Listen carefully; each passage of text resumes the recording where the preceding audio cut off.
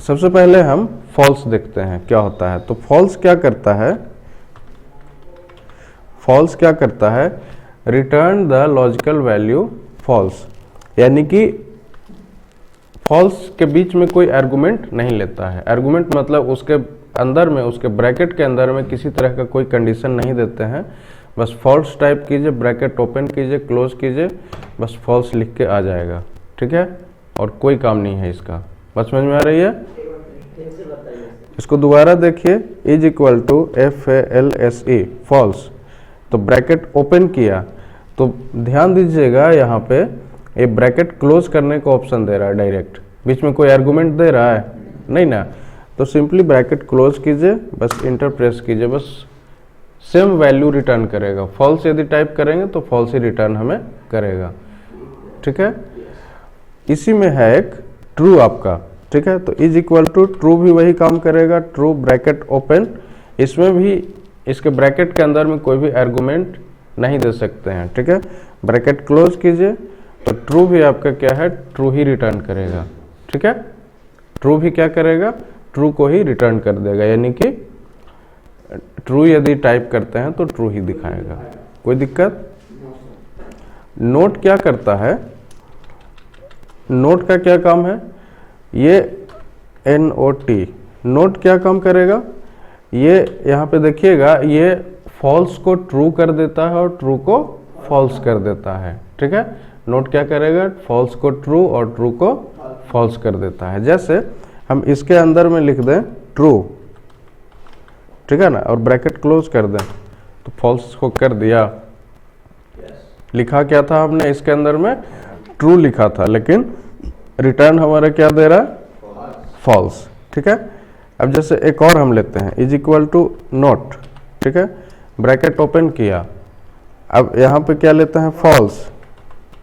तो वैल्यू हमारा क्या आना चाहिए, अभी ट्रू आएगा, ठीक है। मतलब नोट क्या कर,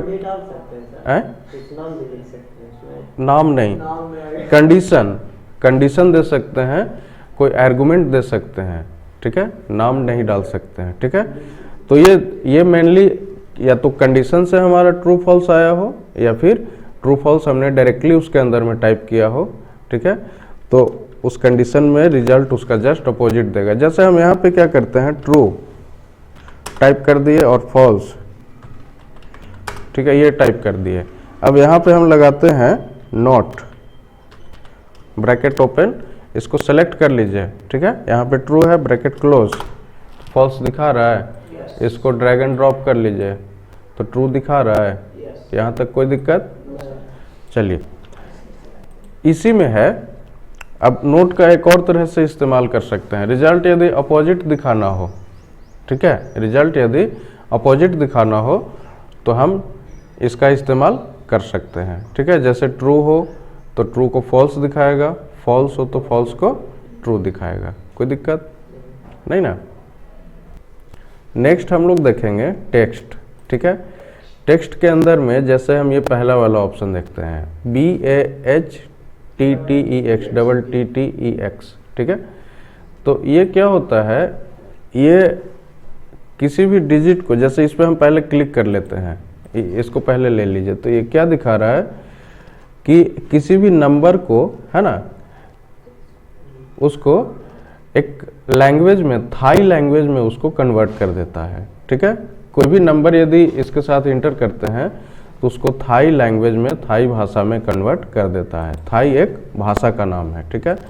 तो हम जैसे यहाँ पे इंटर करते हैं BA, आ गया है नीचे, ठीक है, टैब से ऐसे ले लिए, ब्रैकेट ओपन। अब कोई भी नंबर एक दे देते हैं, जैसे हम 12 दे दें, ठीक है, और ब्रैकेट क्लोज करें और इंटर प्रेस कीजिए तो ध्यान दीजिएगा एक लैंग्वेज यहाँ पे, एक भाषा आ चुका है। तेलुगु नहीं है, ये थाई लैंग्वेज है, ठीक है। अब इसका प्रूफिंग यदि देखना हो थाई है कि नहीं है, तो इसका सिंपल से क्या कीजिए, कॉपी कीजिए, ठीक है। और अभी तो ये फॉर्मूला ये वाला कॉपी हुआ है, पेस्ट करने के लिए पेस्ट स्पेशल यहीं पे कर लीजिए, पेस्ट स्पेशल, और सिर्फ उसका वैल्यू यहाँ पे पेस्ट कीजिए।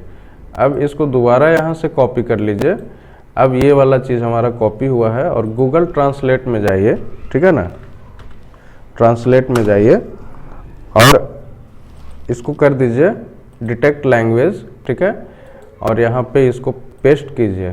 तो देखिए यहाँ पे क्या दिखा रहा है, 12 BAHT ओनली, ठीक है ना, मतलब 12 दिखा रहा है ना। और ये लैंग्वेज कौन सा है, लैंग्वेज कौन सा डिटेक्ट किया, थाई, ठीक है। तो बस इसका इतना ही काम है, समझ गया ना। किसी भी नंबर को ये यदि हम इस फॉर्मूले के अंदर में लिखेंगे तो वो उस नंबर को थाई लैंग्वेज में कन्वर्ट कर देगा, कोई दिक्कत। नेक्स्ट है इसी में CHAR, ठीक है। अब CHAR क्या होता है, जैसे देखिए इस पे हम क्लिक करते हैं तो ये रिटर्न्स क्या करता है, क्या रिटर्न करता है, एक स्पेसिफिक कोड के साथ रिटर्न करता है। जैसे @ हो गया, अलग अलग जो कीबोर्ड में सिंबल होता है, open bracket, close bracket, middle bracket, है ना, और 3 तरह का ब्रैकेट होता है, तीनों रिटर्न करेगा, और भी अलग अलग सिंबल रिटर्न करेगा, 255 तरह का, है ना। और ये कहाँ से कहाँ तक नंबर लेगा, ये 1 से लेके 255 तक ये लेगा। जैसे हम यहाँ पे मान लिया जाए 76 डाल दें, ABCD भी इसी में आता है। तो देखिए यहाँ पे L दिखा रहा है, यहाँ पे L दिखा रहा है ना, इसको ओके कीजिए तो L आ गया ना। हमने लिखा क्या था 76, लेकिन आ क्या गया है L। इसको समझने के लिए और हम क्या करते हैं, यहाँ पे देखिए जैसे 1 से लेकर के हमने 255 तक का नंबर ले लिया है, ठीक है। अब क्या करेंगे, सबसे ऊपर चले आइए और ऊपर में क्या कीजिए, = CHAR, ठीक है, ब्रैकेट ओपन कीजिए और इस पे क्लिक कीजिए, यानी कि एक नंबर हमारा सेलेक्ट हो गया, और ब्रैकेट क्लोज कीजिए, देन प्रेस इंटर। तो एक देखिएगा ध्यान से, यहाँ पे एक सिंबल आ चुका है, सिंबल एक आया है ना। अब इसी को क्या कीजिए, बस ड्रैग एंड ड्रॉप कर दीजिए नीचे तक, ठीक है। तो सारे जितना भी हमारा सेल था, है ना, सब में वो कॉपी हो गया। अब ध्यान दीजिएगा तो हर एक के लिए अलग अलग एक यहाँ पे सिंबल आ चुका है। जैसे देखिए हैश किससे होता है, 35 से हैश होता है, ठीक है। ये दरअसल आस्की वैल्यू है इसका, इसको क्या कहते हैं, आस्की वैल्यू, ठीक है ना। तो जैसे 36 कैरेक्टर के अंदर, फंक्शन के अंदर में लिखे तो $1 का साइन होगा, ठीक है। जैसे ये 37 परसेंटेज का साइन उससे आएगा कैरेक्टर के अंदर में लिखें तो। अब ABCD भी इसी में है, capital A, B, C, D, E, F, G, H, I, J, K, L, M, N, O, P, Q, R, जो भी है Z तक 90 तक। उसके बाद जो भी ब्रैकेट आपका है, ठीक है ना, स्मॉल वाला भी इसी में आ गया।